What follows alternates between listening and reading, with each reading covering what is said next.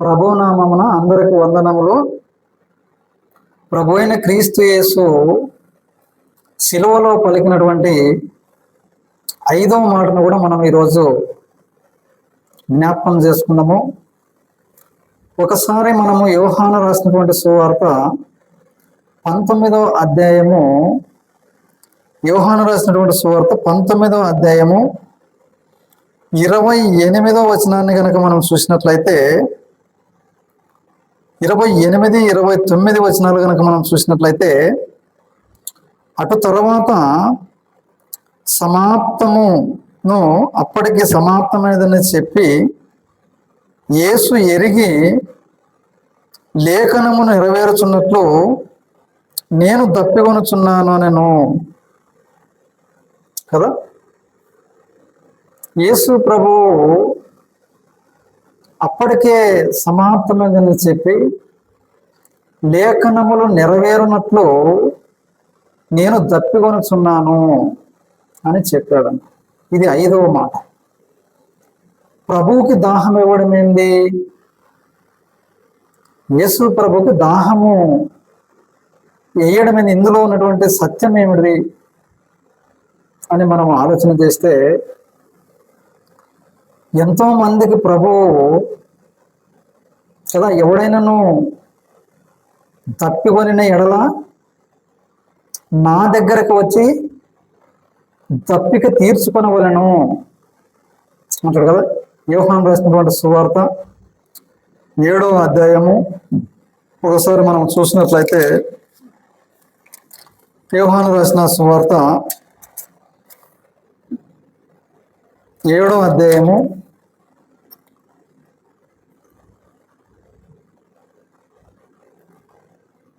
37, 38 చూసినట్లయితే, ఆ పండుగలో మహాదినమైన అంత్యదినమున యేసు నిలిచి ఎవడైనను దప్పిగొనిన ఎడల నా యొద్దకు వచ్చి దప్పిక తీర్చుకొనవలెను. యేసు ప్రభు ఏమంటాడు ఇక్కడ? ఇంకా ఎవరికైనా దాహం వేస్తే, దప్పిక కలిగితే నా దగ్గరికి రావాలా, నా దగ్గరికి వచ్చి దప్పిక తీర్చుకోవాలి. ఎంతో మందికి దప్పిక తీర్చిన ప్రభువు దప్పికొనడం అనేటువంటిది చాలా విచిత్రమైనటువంటి సంగతి కదా. ఎంత విచిత్రం! సమరయ స్త్రీ జీవితంలో మనం చూస్తే 4వ అధ్యాయం యోహాను రాసినటువంటి సువార్త, ఆ సమరయ స్త్రీతో సంభాషణ చేసినప్పుడు మనం చూసినట్లయితే, అయ్యా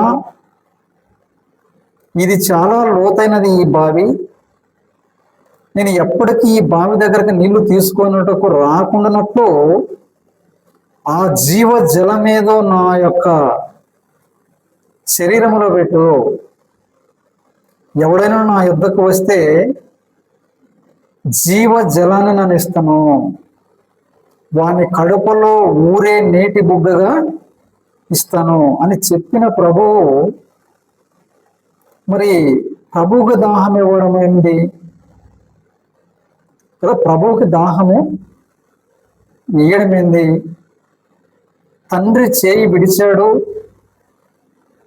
ఒక మానవుడుగా ఆయన సిలువలో వ్రేలాడుతూ ప్రపంచ మానవుల పాపమంతా ఆయన మీద పడింది కనుక, ఆ ఒత్తిడికి ఉదయం 9 గంటల నుంచి మధ్యాహ్నం 3 గంటల వరకు ఒక్కసారి మనము ఊపిరి పీల్చుకోవాలంటే ఆ సిలువలో వ్రేలాడుతూ ఈ 60-70 కేజీలు మాంసము కలిగినటువంటి ఈ శరీరాన్ని ఒక్కసారి ఇట్లా పైకి లేస్తే ఒక్కసారి అంటాం.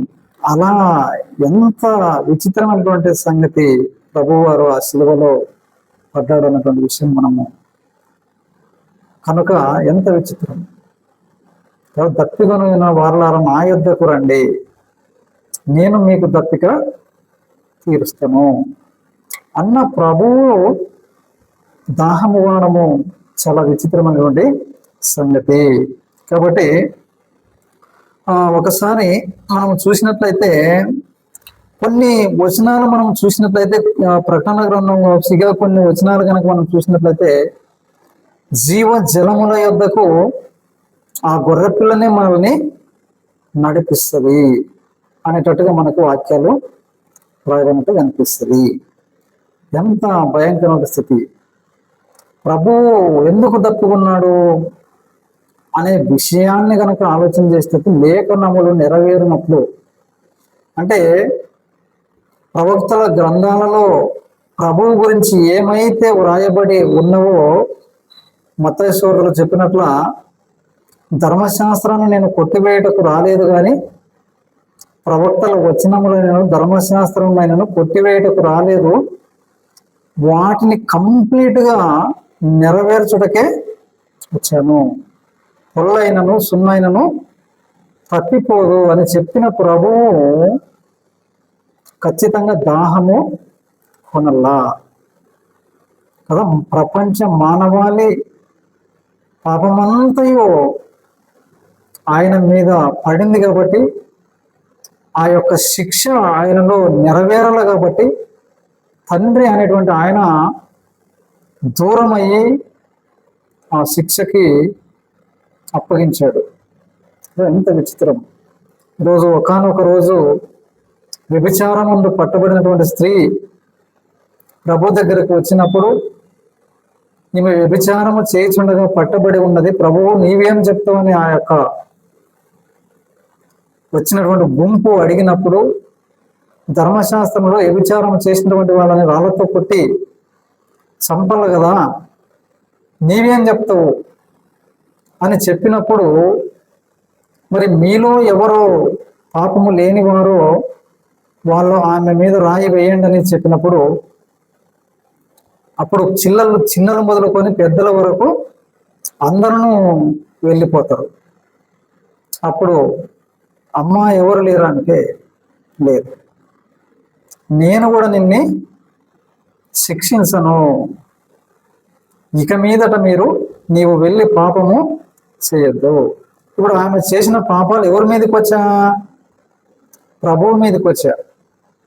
ఆమె చేసినటువంటి పాపం ప్రభు మీదకి వస్తుంది. పాపాత్మురాలైనటువంటి స్త్రీ ఒక పరిచయన ఇంటికి ప్రభువు వచ్చినప్పుడు, ఆ పాపాత్మురాలైనటువంటి స్త్రీ ప్రభువు పాదాల చింతకు అత్తరు పోసి తల వెంట్రుకలు తోల్చినప్పుడు, ఈమె విస్తారముగా నన్ను ప్రేమించను గనక ఈమె విస్తార పాపములు క్షమించబడెను అని చెప్తాను. ఒక పాపాత్మురాలు స్త్రీ పాపములు ప్రభు మీద పడా, ఒక వ్యభిచారమందు పట్టబడినటువంటి స్త్రీ పాపాలు ప్రభు మీద పడా, నీ పాపాలు నా పాపాలు మానవాళి ప్రపంచంలో ఉన్న ప్రతి మానవుడు కదా, ఏ భేదమును లేదో అందరూ పాపము చేసినటువంటి వాళ్ళను కదా, ఆ పాపాలన్నీ ఒకే వ్యక్తి మీద పడినప్పుడు ఎంత శిక్ష భరించాలి. మరి అంత శిక్ష ఒక్కసారి ఆ ప్రభు మీదకి వచ్చినప్పుడు మరి ఎంత భయంకరమైన స్థితిగతులు మీకు దాహము, లేఖనము నెరవేరవ, ఒక సున్నైనను పొల్లైనను తప్పిపోకూడదు. అలాంటి శిక్ష మరి ఈ పాపాలు ఇలా క్షమించినప్పుడు ఆ పాపాలకు ప్రాయశ్చిత్తం జరగాలి కదా. మనుష్య కుమారుడు పరిచారము చేయించుకొనుటకు రాలేదు, కానీ అనేకులకు ప్రతిగా విమోచన క్రయధనము తన ప్రాణాన్ని ఇచ్చేదానికి ఆయన వచ్చాడు. మత్తయి రాసిన సువార్త 20వ అధ్యాయం 28వ వచనంలోనే ఈ మాట మనకి ఉంటది. మనుష్య కుమారుడు పరిచారము చేయించుకున్నట్టుకు రాలేదు, కానీ అనేకులకు ప్రతిగా, అంటే మనకి బదులు మన శిక్షని తన మీద వేసుకొని విమోచన క్రయధనముగా తన ప్రాణాన్ని సిలువలో అర్పించాడు. కాబట్టి ఆయన తప్పికొన్నాడు. మరి ప్రభు సువార్తని మోస్తున్న సేవకులు ఈరోజు దప్పిక వచ్చిందా?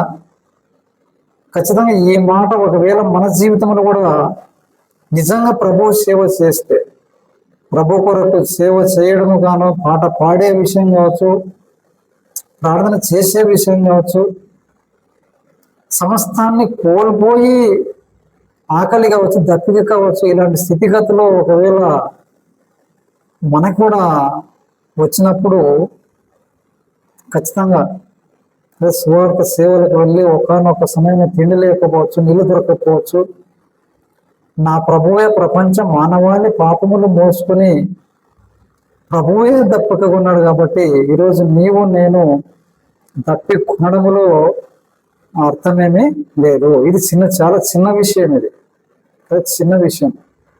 కాబట్టి మనం కూడా ఒకవేళ మన జీవితంలోన ఇలాంటి సమస్యలు ఎదురైనప్పుడు ఆ ప్రభువుని మనము జ్ఞాపకం చేసుకున్నట్లయితే ఈ యొక్క 5వ మాటను కూడా మనము మన జీవితంలో మనము కూడా నెరవేర్చిన వాళ్ళ మాత్రం ఆ మాట కింద మనము ఈ మాటని అర్థం తెలిసినప్పుడు మనం కూడా అలాంటి పరిస్థితులు ఎదురైనప్పుడు మనం కూడా ధైర్యంగా మనము నిలబడేదానికి అవకాశం ఉంది. ఈ మాట అర్థం అయ్యింది అని నేను భావించుకుంటాను. ఇంతటితో యొక్క వాక్యం నేను ముగించుకుంటూ సెలవు తీసుకుంటున్నాను.